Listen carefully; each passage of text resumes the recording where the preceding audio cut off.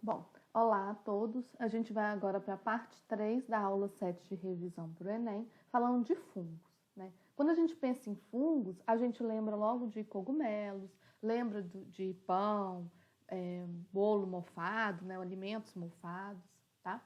Mas a gente tem que lembrar que os fungos, eles vão incluir uma gama muito grande de seres vivos, né? Como, por exemplo, as orelhas de pau, as leveduras, né? Que são fungos unicelulares utilizados na fabricação de cervejas, pães, entre outros, tá? Que a gente vai falar com mais detalhes mais para frente. Então, os fungos, eles englobam um grande número de seres vivos. Antigamente, muito antigamente, centenas de anos atrás, os fungos eles eram colocados dentro dos grupos das plantas, por não se locomoverem, né? Só que os fungos são muito diferentes das plantas. A começar que a sua nutrição é heterótrofa, né? Diferente das plantas que são autótrofas e realizam fotossíntese. Os fungos não, eles são heterótrofos e eles liberam substâncias no meio onde eles estão. Então, se eles estiverem lá no solo, né, vão liberar a substância ali no solo, se estiver no pão, vão liberar a substância ali no pão. E essas substâncias vão degradar os nutrientes orgânicos que estão ali naquele ambiente e, em seguida, o fungo absorve aquele nutriente degradado. Tá? Então, por isso a gente diz que ele tem digestão extracorpórea, porque ele libera enzimas no substrato que degradam as substâncias orgânicas ali e depois ele absorve essas substâncias, certo? Bom, depois que ele absorveu essas substâncias, ele vai utilizar da fermentação, né, do processo metabólico de fermentação, para transformar essas substâncias em energia. A gente falou sobre os processos de metabolismos lá na aula 3 de revisão para o Enem, e a gente falou de fermentação na aula 3, parte 3. Né? Então, quem quiser pode rever lá, que a gente fala com mais detalhes sobre isso. Né? Eu esqueci de falar, né, que podem ser uni- ou pluricelulares, então tem fungos que só têm uma única célula, outros que são constituídos por muitas células, só que esses que são pluricelulares não possuem tecidos verdadeiros, tá? Então é um monte de células junto, sem formar uma estrutura chamada de tecido. E as suas células são eucariontes, né? Ou seja, possuem um núcleo diferenciado. Além disso, eles possuem parede celular, né? A gente vai lembrar que as células das plantas também têm parede celular.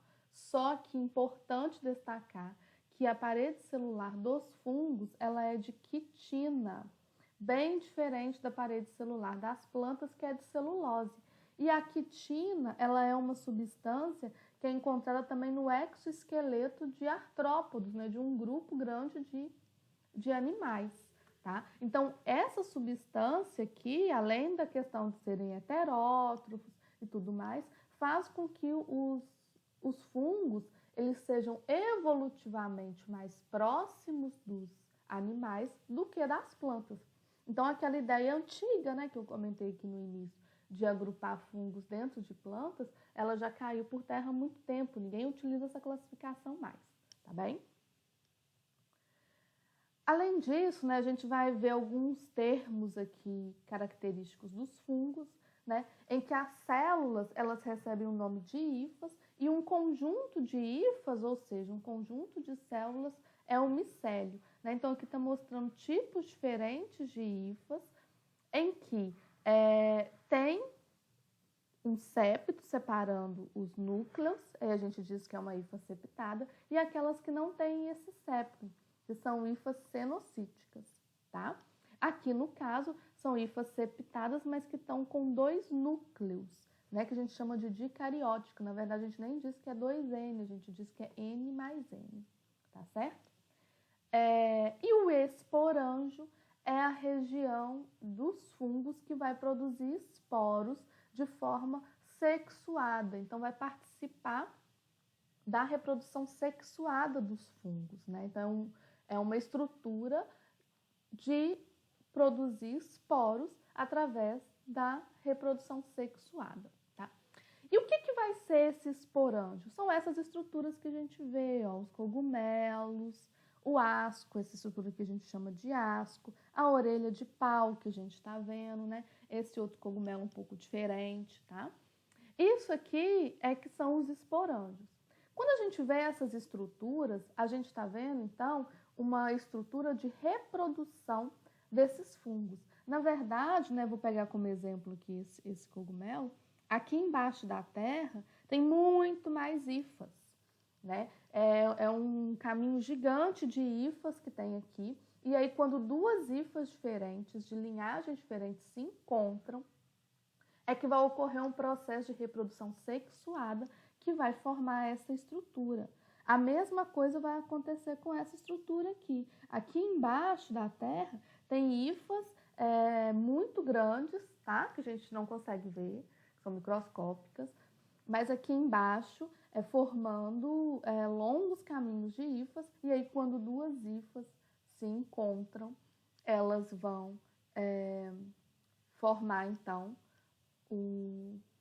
essa estrutura, né? Eu estou falando duas hifas se encontram, na verdade, dois micélios, né? Dois conjuntos de hifas diferentes, como se fossem dois indivíduos diferentes de fungos se encontram, eles podem formar, então, uma estrutura reprodutiva que é o esporângio, tá? Então, esse aqui é um esporângio, esse aqui é outro, esse aqui é outro, esse aqui é outro. Então, esse exemplo aqui dessa orelha de pau, que está numa árvore. Aqui dentro dessa árvore tem muita hifa que a gente não consegue ver, tá certo? Então, por que eu estou falando isso? Porque quando a gente tem um pão mofado, por exemplo, a gente não pode tirar só aquela parte que está mofada e comer o resto.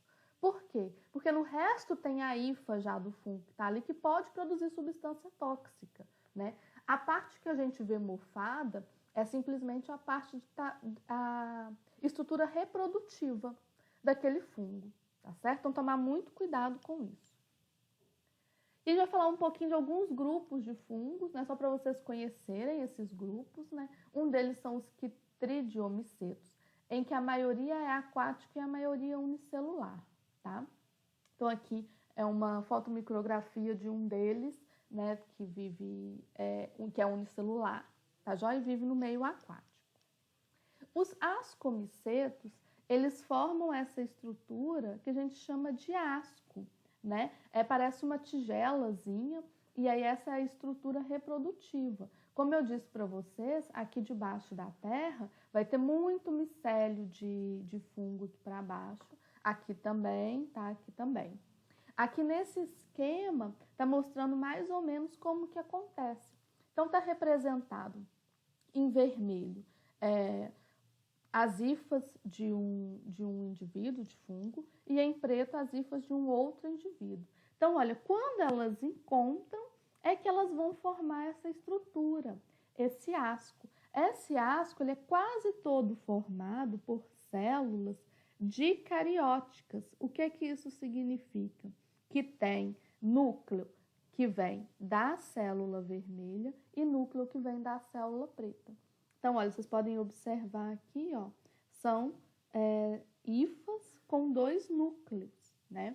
E aí, essas hifas que têm dois núcleos, em um determinado estágio, elas vão se fundir, esses dois núcleos vão se fundir, e vai ocorrer a meiose em seguida, e aí formando os esporos, né? Então, aqui nessa região é que vai ocorrer essa fusão para formar os esporos, né, através de meiose, e aí esses esporos vão ser liberados e se caírem num ambiente próprio vão formar um novo indivíduo, né, uma nova hifa que vai crescer, formar várias hifas juntas, né, formar um micélio, que é um novo indivíduo de fungo, tá? Eu esqueci de falar anteriormente que essas hifas aqui, elas são haploides, né, ou seja, elas só têm um conjunto cromossômico. Então, quando a hifa preta se encontra, né, com uma hifa vermelha aqui, né, no nosso exemplo, tá, gente? Na natureza elas não são coloridas assim, isso aqui é só um exemplo. Então, vai estar encontrando um núcleo haploide com outro núcleo haploide. E aí, quando eles se fundem, eles formam um núcleo diploide, que em seguida vai sofrer a meiose, formando assim 4 células haploides que podem ser liberadas, né, que são os esporos, para formar assim um novo indivíduo. Eu vou falar daqui a pouco com mais detalhes sobre a reprodução sexuada dos fungos, mas já fica mais ou menos aqui a ideia, tá? Com os basidiomicetos, né, a estrutura deles é o cogumelo ou a orelha de pau, a estrutura reprodutiva. Mas acontece a mesma coisa que lá com os ascomicetos que a gente viu anteriormente. Então, aqui embaixo ó, tem várias hifas diferentes de micélios. E aí, quando hifas de 2 micélios diferentes, né, que a gente fala de 2 linhagens diferentes, se encontram, e aí vão formar células dicarióticas no primeiro momento, que vão se formar essa estrutura do cogumelo ou da orelha de pau, tá? E aí, nesse caso, vai ocorrer a fusão das células, dos núcleos das células, e a meiose aqui nessa região aqui embaixo do cogumelo, tá certo? Né? Tá mostrando aqui. Né? E aí forma o esporo. Se o esporo vai ser liberado, se ele cair num ambiente adequado, ele vai dar origem a novas hifas, tá bom? Já os zigomicetos, eles são decompositores, né? E eles são responsáveis, ó, pelos bolores. Então, aqui a gente tem, mostrando aqui numa laranja, num pão, é a mesma coisa. A estrutura que a gente está vendo aqui em cima é a estrutura do esporângio, é a estrutura que produz os esporos, é a estrutura reprodutiva. Né? Então, lá dentro do pão, lá dentro da laranja, vai ter muito mais hifas do fungo, tá? Que estão lá dentro. Então, por isso que a gente não pode pegar a laranja, cortar uma parte e comer o resto. Né? Eu estou dando exemplo aqui dos alimentos que estão aqui na nossa... ilustrados aqui no slide, né? Mas isso serve para qualquer tipo de alimento. E os deuteromicetos são fungos em que não se conhece a fase sexuada ou que ela foi perdida ao longo do tempo. A gente tem 2 exemplos, o penicillium, que foi utilizado, a substância que ele produz, a penicilina, é um antibiótico que foi muito utilizado, né, por nós, seres humanos, né, para matar bactérias, tá? Então, se descobriu a penicilina alguns anos atrás, e ela tem sido muito utilizada com esse propósito. E os aspergilos, ele produz substâncias, né, toxinas cancerígenas, né? Então, tem que tomar muito cuidado com esses fungos, tá? Vamos falar um pouco, então, das formas de reprodução nos fungos. Primeiro que a gente vai falar é a reprodução assexuada do tipo fragmentação, né? A fragmentação, a gente já viu esse tipo de reprodução em outros grupos de seres vivos. Então, é quando uma parte do fungo, que no caso, né, ou uma hifa ou algumas hifas vão se desprender daquele fungo, né, daquele micélio, e quando ela se desprende, ela dá origem a um novo fungo, né? Então, isso é a fragmentação. O brotamento vai ocorrer quando um fungo, né, uma estruturazinha, vai formando uma estrutura, e essa estrutura, com o tempo, ela se separa e vai dar origem a um novo fungo, tá? É assexuado porque é um único indivíduo que está formando um novo fungo geneticamente idêntico a ele, certo? E a esporulação, como reprodução assexuada, é quando algumas hifas, né, do fungo, elas vão se desenvolver em esporos, né? Então, elas vão criar uma estrutura ali de defesa, né, de proteção para aquela célula que vai ser liberada no ambiente e, se cair em um ambiente favorável, vai dar origem a novas hifas, tá? Então, aqui você não tem a participação de outro fungo, é um único fungo, né, um único grupamento de hifas, um único micélio, em que algumas dessas hifas são transformadas em esporos, tá bom? E vamos falar agora da reprodução sexuada, que eu expliquei um pouquinho quando a gente falou ali dos ascomicetos, né? E aí, a gente vai dar como exemplo aqui os ascomicetos e os basidiomicetos para explicar essa reprodução sexuada, tá? Então, aqui, ó, Esse exemplo aqui é de um ascomiceto, né? Então, o que vai acontecer? Na natureza, a gente vai ter duas linhagens de hifas diferentes se encontrando, e aí nisso que elas encontram, né, aqui embaixo, então está mostrando duas linhagens diferentes, aqui está mostrando com o núcleo vermelho ou o núcleo preto, tá? Lembrando que elas são haploides, né, cada uma delas, e aí quando elas se juntam, elas conseguem formar essa estrutura aqui, que é o asco, e no caso dos basidiomicetos vai formar lá o cogumelo, tá certo? Bom, o que acontece? Elas se juntam e formam células que a gente chama de dicarióticas. Por que dicarióticas? Porque elas vão ter dois núcleos haploides, tá? Então, elas não são diploides, elas são dicarióticas. Aqui está mostrando aqui com detalhes, né? N mais N, cada núcleo desse é haploide, tá? E o que vai acontecer aqui nessa região? Vai ocorrer a fusão, né? Então, como se fosse a fecundação, né? A fusão desses dois núcleos, formando assim uma célula diploide. Essa célula diploide vai sofrer meiose e em seguida mitose. E aí isso vai formar o quê? Várias células. Essas células são os esporos, né? Esses esporos que são formados aqui, que vão ser liberados e podem formar assim um novo indivíduo, tá? Esses esporos aqui, eles são formados então a partir de uma reprodução sexuada. É diferente daquele processo que a gente viu anteriormente de reprodução assexuada, em que algumas células da hifa vão formar esporos e serem liberados, tá? Aqui não. Aqui ocorreu que o encontro de dois grupos diferentes de hifas, né? De dois micélios diferentes, para formar uma estrutura que é a estrutura reprodutiva, tá? E aí nessa estrutura reprodutiva é que vai ocorrer essa formação de esporos, tá certo? Então aqui ocorre reprodução sexuada porque os dois núcleos se unem e depois eles sofrem meiose, tá bom? A mesma coisa aqui com os cogumelos, tá? Só que aí a meiose vai ocorrer nessa região aqui, tá certo? Vamos falar agora um pouco da importância econômica e ecológica dos fungos, né? Eles são decompositores, então isso é muito importante para a gente manter os nutrientes, né? O ciclo dos nutrientes no nosso planeta, certo? Assim como algumas bactérias também são decompositores.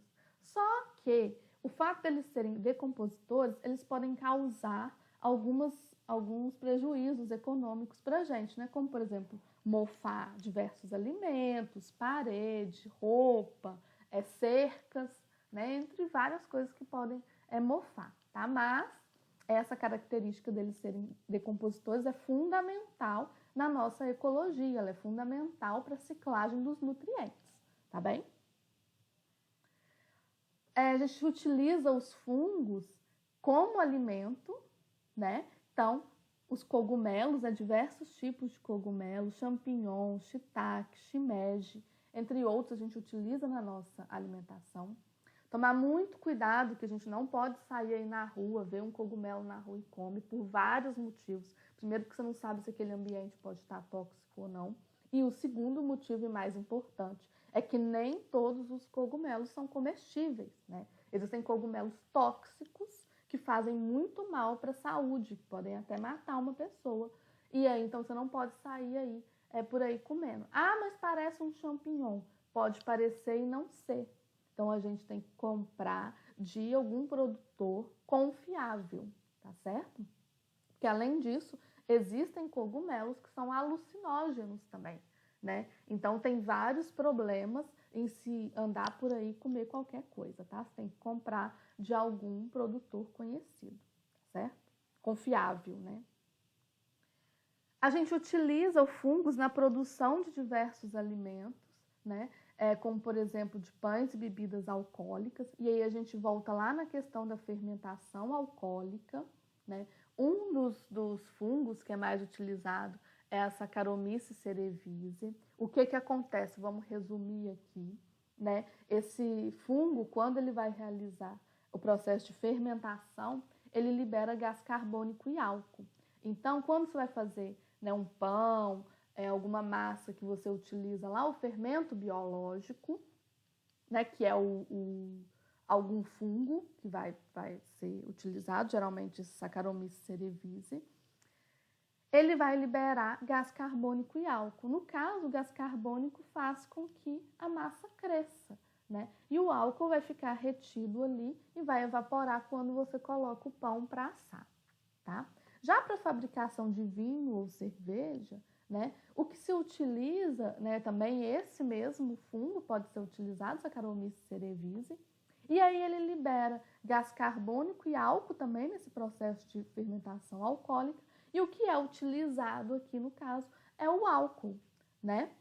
Então o álcool, o vinho, né, é a fermentação da uva, por exemplo. Então você fermentou a uva e aí ela vai ficar alcoólica, né? O líquido ali produzido passa a ser o vinho, que é um líquido alcoólico. A mesma coisa com a cerveja, que é a fermentação da cevada, tá certo?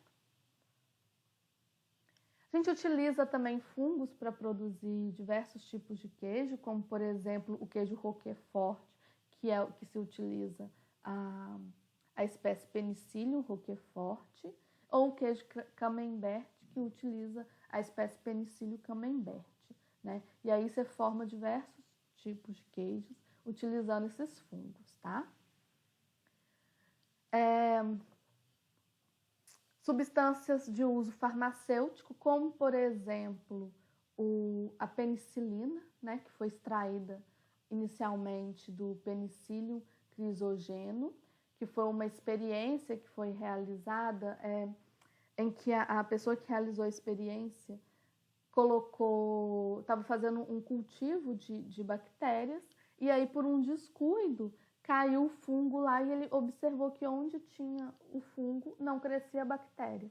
Então esse fungo ele produz substância que foi chamada de penicilina, que é um dos primeiros antibióticos utilizados pelos seres humanos, tá? E outra substância que é utilizada também foi produzida por fungos, né? Que é a ciclosporina, que é um imunossupressor. Então, ela suprime as reações imunológicas que causam rejeição de órgãos transplantados, certo? Existem fungos que causam diversas doenças, não só nos seres humanos, como em outros seres vivos, né?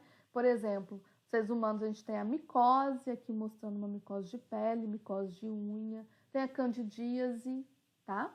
Nas plantas tem uma doença chamada de ferrugem, que é causada por fungos, né? E aí deixa a folha meio amarelada, alaranjada.